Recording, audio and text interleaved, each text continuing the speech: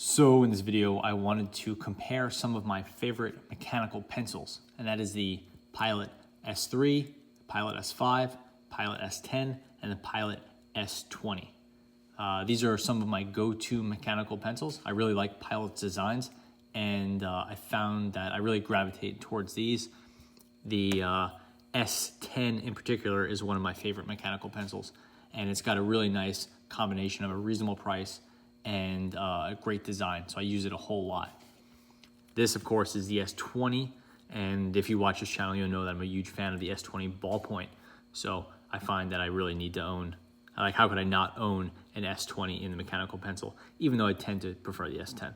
Anyway, in this video, I wanted to do a comparison of the three, which are really interesting, and you may be deciding between them. Okay, so just to get the basics straight, they're all mechanical pencils. They're all sold in a variety of sizes. I have them all in 0.5 millimeter. Just it's easiest for me to buy them consistently. You might want to buy them in 0.2 or 0.3. I think they're usually sold in 0.3 millimeter. None of these pencils have any sort of smart advancing system. They're not automatic. These are not spring-loaded. There's nothing too fancy with the mechanism here. Really what you're buying these pencils for is really cool design and really well-built internals. Basically, they're really solid pencils overall, but they're not particularly high-tech. They're not a Delgard or a Kuratoga or anything like that. Pilot does have very cool mechanical pencils like the Automac, which I did a video about a few weeks ago, but these are not really them. So let's get right into it. First up is this. This is the Pilot S3. It's the entry-level model. It sells for about $5.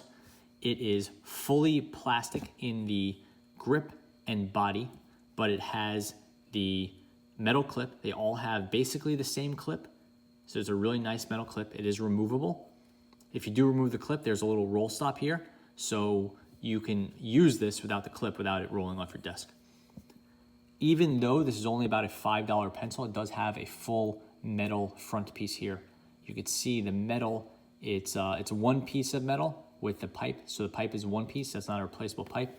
But the nice thing is that that piece of metal is really similar to that found on the S20.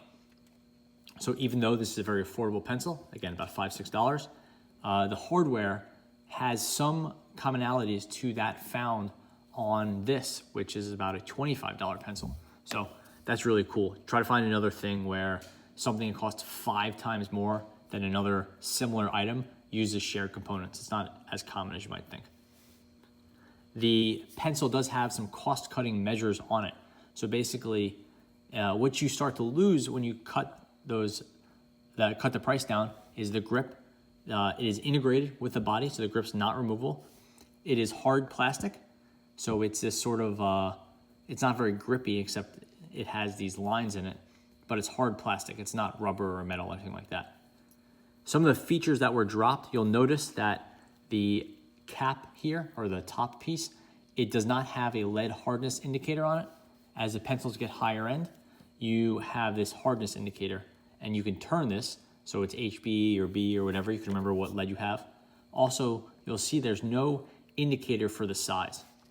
Drafting pencils, and back from when pencils were like work tools for people to use day to day, they'd be kept in bunches, and you would have an indicator on it.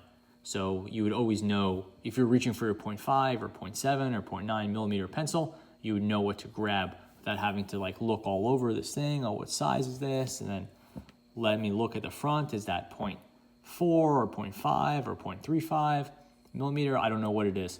So to avoid that, somewhere on the pencil would be printed the size. This one has it obviously on the sticker here, but back in the day, stickers did not come on pencils. This is like a retail remnant, and so it'd be easy to forget what this is. Obviously, there's the printing, but the printing is not seen from above. So you have it here, or maybe you just see this piece was in a pencil case. You have to go hunting for the size, and it is printed over here where it can wear out eventually, or it's printed here on a sticker that's going to come off. And again, I said this was about a $5 pencil. If you want to go by Japanese pricing, you'll note that it's 300 yen. Taking this off, you could see there is some metal hardware here. So this is like a little metal piece here, but this is very simple. This is just a cap. There's no features to it. Replaceable eraser. They all use the same eraser essentially. And there is a little cleaning rod. So a really nice addition that you get that. And that is sort of a remnant of this being a professional tool, the Pilot, the S line specifically.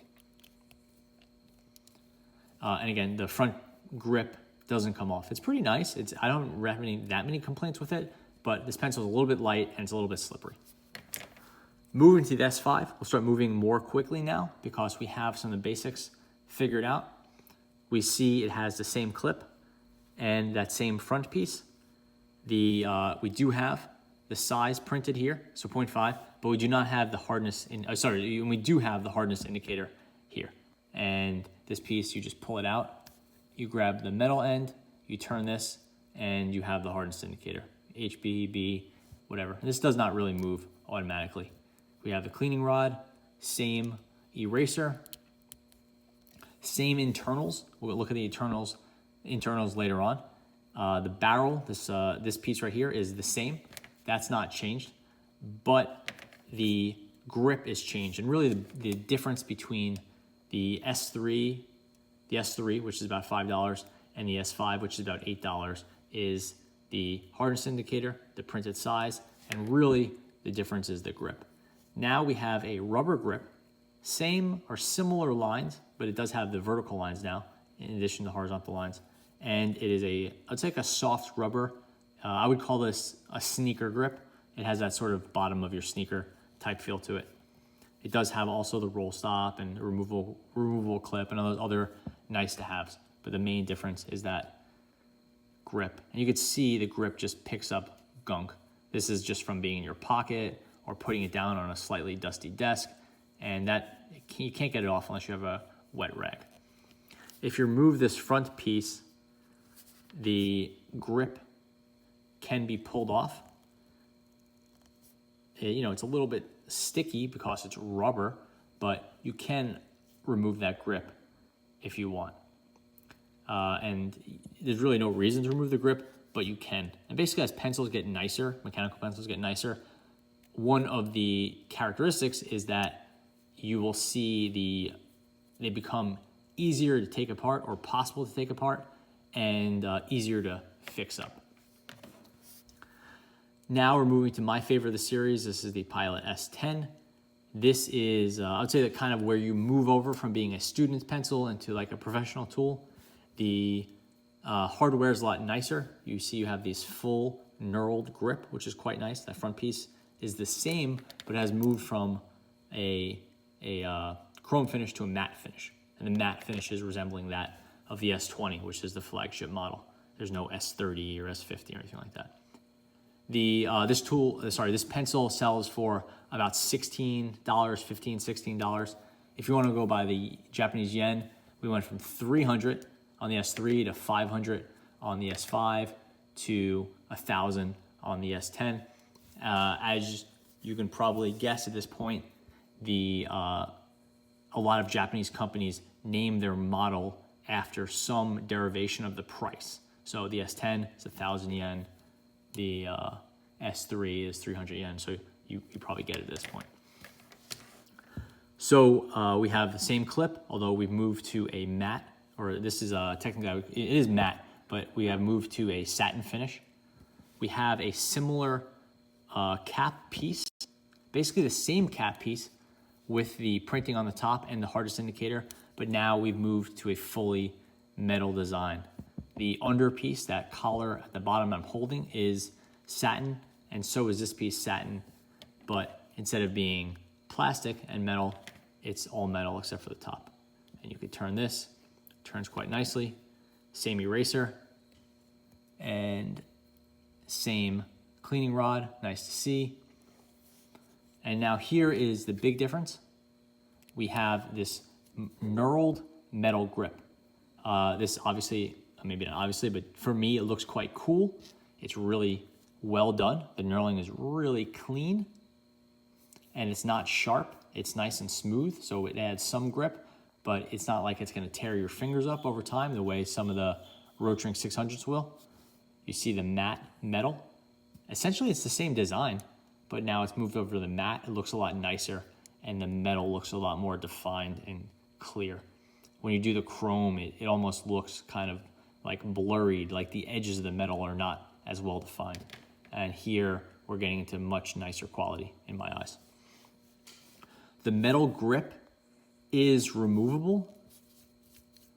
There's no like real purpose for that specifically, but you can remove the metal grip. You could see the hardware here. You can see this little piece of brass that holds it on. And you could take this pencil apart, again, which we'll get to in a minute. But here is that metal grip.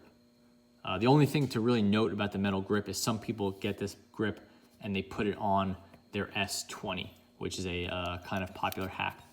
But that's really not what Pilot designed it to do. It's just something that people have come up with over time. So I guess it is an attribute of the S10, but it's not really here nor there as far as this discussion goes. Now we have the S20. I've talked about the ballpoint pen many, many times, but this is an equally nice pencil. You can see we move now to a real wood body and grip. That metal grip is gone. It is wood. The plastic barrel is gone. It is also wood. You can see the contours were kept. Those contours are part of the S series, not specific to anything within the S series. I think it's a little bit thinner in the wood, just because the wood is probably a little bit stronger than the plastic, but it's basically the same. Same clip, same with that matte matte metal. And this top piece is actually the same. So some pieces are retained, even though the S20 is about twice as expensive as the S10. This would be a 2,000 yen pencil. It doesn't ship with a sticker. It does ship with a really nice gift box though. So I didn't include that, but if you're interested in a plastic gift box, the S20 has one. The S10 and below do not have one. This is the dark wood finish. It's also sold in a red wood and then a light brown. This is the dark wood. I'd say the red wood is probably the nicest, but if you're looking for a deal, you're probably gonna find it on the dark wood. And this thing sells for, again, it's 2,000 Japanese yen, but you could buy this thing for about maybe $25. We see we have some printing here on that really nice band in the middle. It says it's made in Japan. This pen, the S10 and everything below it, they have a rubber piece here with a roll stop. You'll lose the roll stop on the S20, so that's a little bit disappointing, because you can remove this clip, but it can mess the wood up, so I generally recommend not taking off, and then you're missing the roll stop. So you're kind of out of luck there. I think I mentioned, but it has the same 0.5 millimeter on the top. The barrel has no knurling or no grip to it. Obviously, you get some natural grip from the grain of the wood, but it's quite smooth. And while you could tell it's wood, you don't have the level of grip of the S10. And now the piece of hardware is the same as the S10. It's a really nice matte finish. So taking the front piece off, we can notice that the S20 has that big piece of brass there, while the S10 has all plastic. And it's just the housing, it's not actually the clutch, but it is a pretty noticeable difference, and it would obviously make a difference in the cost. It's interesting to note that the S10, the outer piece, the grip piece, can come off. That's not the case with the S20. This piece of wood is epoxied on to this housing, and this housing is entirely brass. So on one hand, it's nice that you get the brass housing, which is all metal, and it adds some weight and heft to the pencil. But on the downside, to take this piece of wood off of that inner component, that inner barrel, is it's not that easy. And it's glued on, and you gotta get through the glue, and you gotta really pull your new pencil apart and really sort of essentially break it. It'll probably be fine, but you wanna be really careful since you don't wanna mess up the wood or anything like that. So I think that covers most of the outside features as well as the important internal features. I put that on the wrong pencil. I wanted to briefly get into a side-by-side comparison, and then we could go through the sort of feel of each click, and then start to wrap it up. So size-wise, the pencils are basically identical. I would essentially just say the sizes are the same. So nothing really to worry about there. The clicks, so we'll start off from cheapest to most high end. Here we have the S3, S5,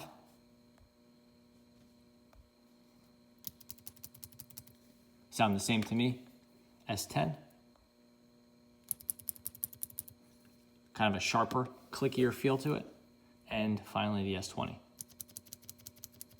Very similar to the S10. The internals, like I said, are really, really similar. It's really the S10 and the S20 that are different. The rest of the other two are the same. But I don't know. It's always interesting to get a feel for that. From a writing standpoint, they write really similarly. So as long as you're okay with the grip, the S3 is a fine writer. To me, it's a little too light and it's a little too slippery. Moving to the S5, it's better. I like the rubber grip more than I do the plastic grip, but it's still on the light side, and that grip always looks dirty, kind of bothers me. For me, the sweet spot is the S10. I like the metal grip. It's knurled, it's comfortable.